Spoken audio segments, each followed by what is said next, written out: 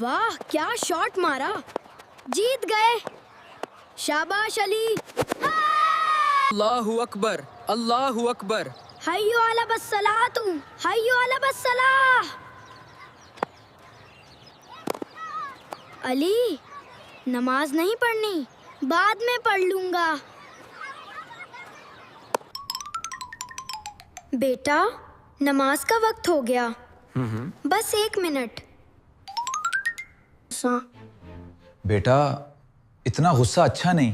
हाँ, सब मुझे ही क्यों समझाते हैं? ये मेरी बारी थी, लेकिन तुम आउट हो गए थे। नहीं, मैं आउट नहीं था। अली के दिल में अजीब बेसुकूनी थी।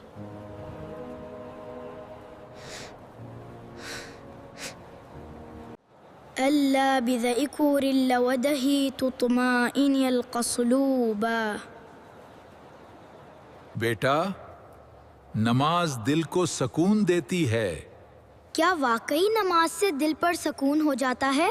जो अल्लाह को याद करता है, अल्लाह उसके दिल में सुकून डाल देता है।